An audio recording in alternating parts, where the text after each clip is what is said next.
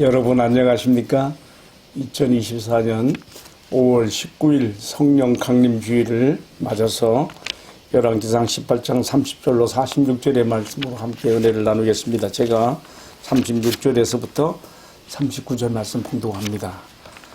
저녁 소재 드릴 때에 이르러 선지자 엘리야가 나아가서 말하되 아브라함과 이삭과 이스라엘의 하나님 여호와여, 주께서 이스라엘 중에서 하나님이신 것과 내가 주의 종인 것과 내가 주의 말씀대로 이 모든 일을 행하는 것을 오늘 알게 하옵소서. 여호와여, 내게 응답하옵소서. 내게 응답하옵소서. 이 백성에게 주 여호와는 하나님이신 것과 주는 그들의 마음을 되돌이키심을 알게 하옵소서 하매, 이에 여호와의 불이 내려서 번제물과 나무와 돌과 흙을 태우고 또 도랑에 물을 핥은지라. 모든 백성들이 보고 엎드려 말하되 여호와 그는 하나님이시로다. 여호와 그는 하나님이시로다. 아멘. 이 봉독한 이 말씀을 중심으로 해서 악한 세상과 대결하는 힘은 어디서 오는가 하는 제목으로 함께 주님의 말씀을 나누고자 합니다. 우리가 아는 것처럼 엘리야 선지자는 아합 왕 시절 가장 이스라엘의 우상 숭배가 극심했던 그 시절에 여호와 하나님의 신앙을 위해서 분투했던 선지자로 우리가 알고 있습니다. 아합 왕이 시돈의 공주 이세벨을 아내로 맞아들여서 이스라엘을 온갖 혼합주의 바알 신앙으로 몰아갔던 그때에 3년 반 기근이 하나님의 징계로 나타났고요. 그 기근 후에 이제 엘리야가 왕에게 나타나서 참 하나님의 존재를 증명하고 이 이스라엘을 바알 신앙에서 여호와 신앙으로 돌이키기 위하여 한 대결을 제안합니다. 그래서 여기서 이 생각해봐요. 왜 엘리야가 다른 것으로 아니고 하늘에서 불을 떨어뜨려서 제단 위에 제물을 태우는 것으로 참 신이 누군가를 가리자고 하는 바알신, 아수라신 숭배자들에게 도전한 그 근거, 동기가 어디서 나왔을까 생각을 해봐요. 그래서 성경에서 우리가 찾아보게 되는 거죠. 제 생각에는 그렇습니다. 엘리야가 하늘로부터 불을 떨어뜨려서 제단에 제물을 태우는 첫 번째 표상은 하나님께서 아벨의 제사를 흠양하시고 그 아벨의 제사와 제물에 불을 내려서 살으심으로 응답하지 않았습니까? 또 그런가 하면은 출애굽기에서는 모세와 아론이 성막을 안성한 다음에 첫 제사를 드렸을 때에도 하늘로부터 불이 내렸거든요. 아론의 첫 제사에 불이 내렸어요. 또 솔로몬의 성전을 건축한 다음에 우리가 역대상 말씀 보게 되면 그게 나와요. 성전 낙성식을 하는 그 기도가 있은 후에 하늘로부터 불이 내렸던 것이죠. 엘리야는 이스라엘의 역대 역사 가운데 있었던 하나님께서 불을 내려서 하나님의 존재를 드러내시고 영광을 나타냈다는 것을 여기에 적용한 것이 아닌가 생각을 해보게 됩니다. 아무튼 엘리야가 아합에게 제의한 누가 참 하나님이신가, 바알인가 여호와인가 한번 가려보자라고 대결을 청한 이 일이 갈멜산에서 벌어졌는데, 아세라 그 숭배자들은 안 올라왔고요. 바알 선지자들만 450인이 올라와서 이제 엘리야와 대결하게 됩니다. 먼저 엘리야가 그들에게 먼저 하락했습니다. 그들이 자신들의 바알 신상 제단을 쌓고 위에다 송아지를 잡아서 올려놓고 온종일 바알이요 바알이요 바알을 부르면서 불을 내려주시기를 구하는 것이죠. 그런 심지어는요, 나중에는 아무 응답이 없으니까 자기들의 몸을 해치는 종교의식까지 해가면서 불러보지만 아무 응답이 없었습니다. 저녁 소재 들을 즈음에 이제는 엘리야가 이제 너희들이 섬기는 신은 헛된 신인 것이 증명되었으니 이제 내가 할 차례다 하고서 백성들에게, 그게 구경하고 있는 백성들에게 이스라엘 상징하는 12지파를 상징하는 12돌을 취하여 오게 해서 회파된 제단을 수하는 것처럼 12돌로 제단을 쌓고 그 후에 번제단 위에 나무를 깔고 송아지 각을 두고, 근데 참 특이한 행동을 했어요. 4통의 물을 갖다가 그 제물에 붓게 하고 또 4번이나 그래. 그러니까 16통의 물을 붓은 거예요. 왜 이렇게 했을까요? 사람이 절대 인위적으로 불을 붙이지 못하게 아주 그냥 완전하게 적신 제물 위에 이제 하늘로부터 불이 내리게 하는 것이죠. 그리고 엘리야가 간절히 하나님 앞에 기도합니다. 오늘 그 기도 내용이 너무 감동적이어서 제가 다시 한번 제가 읽겠습니다. 이렇게 기도했어요. 아브라함과 이삭과 이스라엘의 하나님 여호와여, 주께서 이스라엘 중에서 하나님이신 것과 내가 주의 종인 것과 내가 주의 말씀대로 이 모든 일을 행하는 것을 오늘 알게 하옵소서. 여호와여, 내게 응답하옵소서. 내게 응답하옵소서. 이 백성에게 여호와는 하나님이신 것과 주는 그들의 마음을 돌이키시는 분인 것을 알게 하옵소서. 이렇게 기도했을 때에 하늘로부터 정말 불이 내려서 이 번제물과 나무를 다 태우고 그 주변에 도랑에 흐르는 물까지 다 핥았다 그랬습니다. 야, 저 대단한 정말 극적인 장면이 아닙니까? 지중해가 내려다 보이는 갈매산 언덕 위에서 바알 선지자들과 참신과 거짓신을 가려내는 이 대길에서 엘리야의 기도는 살아계신 하나님의 응답을 끌어냈고 하늘로부터 불이 내려와 번제물과 그 주변을 다 핥음으로 어떤 신이 참 하나님이신가에 대한 더 이상 증명이 필요 없을 만큼 확고한 증명을 했습니다. 자, 여기서부터 저는 이제 오늘 묵상을 들어갑니다. 자, 정말 그 누구도 부정할 수 없는 여호와가 참 하나님이시라는 것을 이렇게 완벽하게 드러냈는데, 그렇다면 과연 이 사건이 이스라엘에게 어떤 회개의 변화를 가져왔을까요?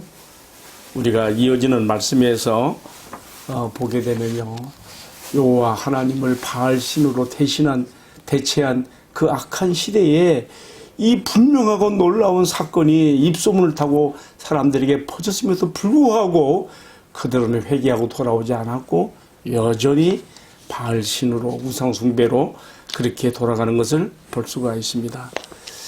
자, 여호와의 그 불이 떨어져서 재물을 살리고 하나님께 살아계심을 증명했다고 하는 얼마나 놀라운 사건입니까? 그러나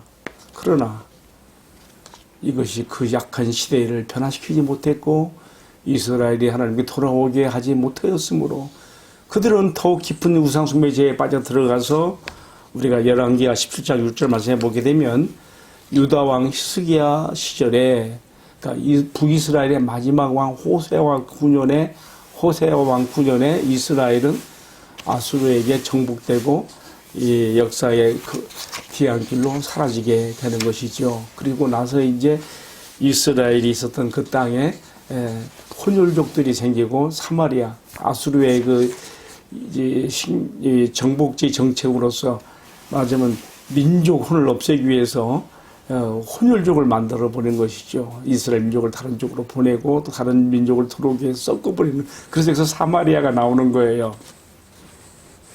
자, 저는 오늘의 이 말씀을 묵상하면서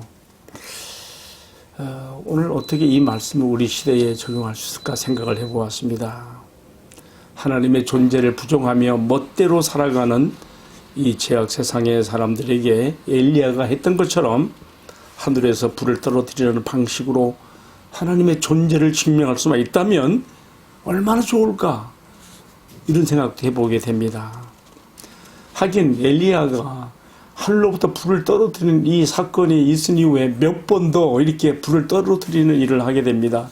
열왕기하 1장 9절에서 11절을 보게 되면 아방의 아들이 왕이 올랐을 때에 이 엘리야를 자기 부하 군인들을 보내서 데려오게 만듭니다. 그때 엘리야가 하늘로부터 불을 떨어뜨려 가지고 50부장과 50인들을 그렇게 2번이나 불을 떨어뜨려서 죽이게 되는 것이죠.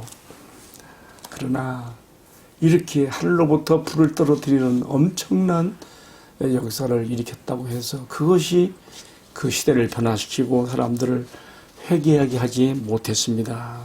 그래서 어떻게 돼요? 결국 엘리야는 모세가 호렙산에 하나님 앞에 섰던 그 자리로 찾아가서 이스라엘 백성들을 하나님 앞에 말하자면 그들의 죄악생을 고발하고 하나님의 심판을 청구한 다음에 후계자 엘리사를 세우게 되는 것을 끝으로 해서 하늘로 승천해서 올라가게 되는 것이죠. 자, 저는 오늘의 이 말씀을 묵상하면서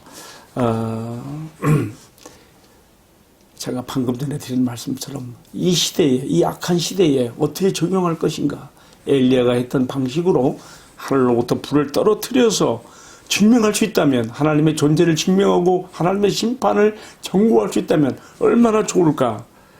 그러나 이게 다가 아니라는 것을 생각해 보게 됩니다. 우리가 성경에서 여러 군데에서 이렇게 하늘로부터 불을 떨어뜨리는 이런 일이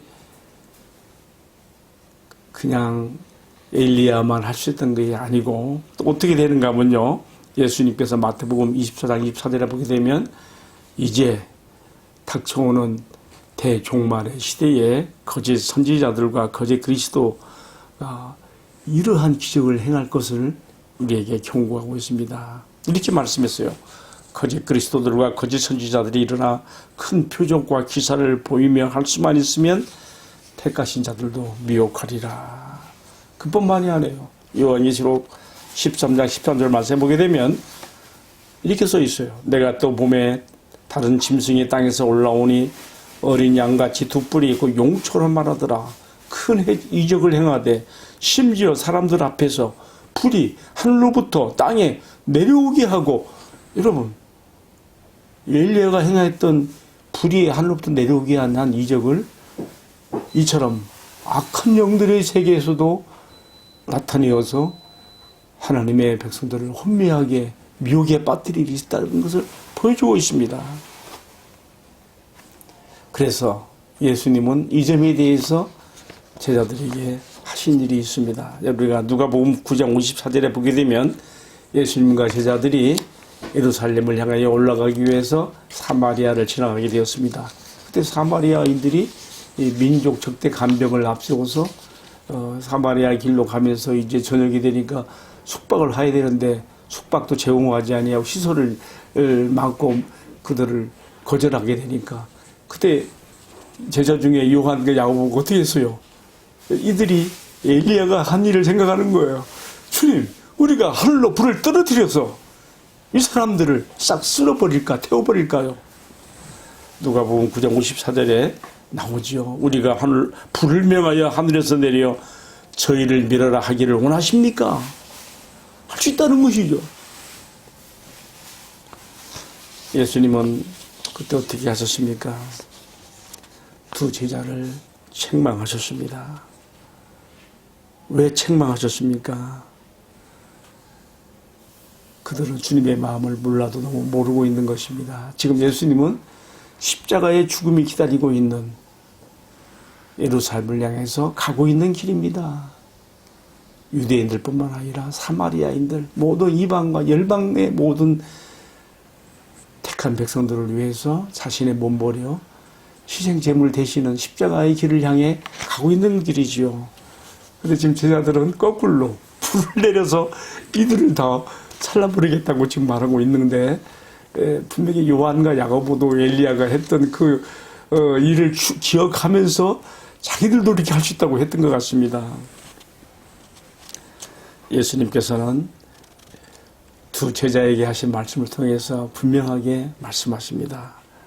이 악한 세상을 변화시키고 하나님께 돌아오게 하는 일은 엘리야가 했던 방식처럼 하늘에서 불을 내린 것 같은, 요한과 야고보가 주님께 요청했던 것 같은 그런 불을 내리는 방식으로서가 아니라, 이런 방법으로, 이런 지체적인 방법으로 하나님의 존재를 증명해냄으로써 사람들이 회개하고 돌아오게 되는 것이 아니라, 예수님께서 이런 냉대와 거절에도 불구하고 꿋꿋이 십자가의 죽음이 기다리고 있는 예루살렘을 향해 올라가시는 그 목적을 분명히 보이신 것처럼, 우리도 이러한 주님의 길을 따라가는 제자의 길에 우리가 섬으로 제자의 도를 보임으로 이 악한 세대가 주님께 돌아오게 해야 된다는 것을 오늘의 말씀에 비추어 생각을 해보게 되는 것입니다. 자칫하면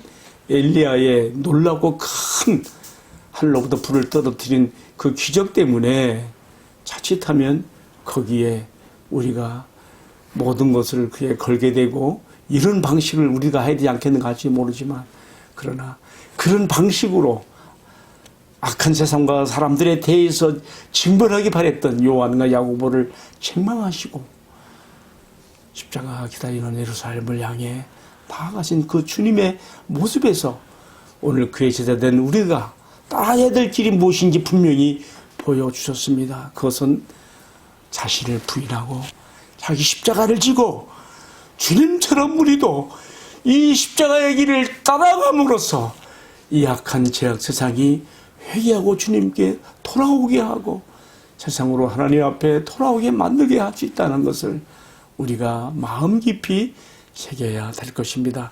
함께 기도하겠습니다.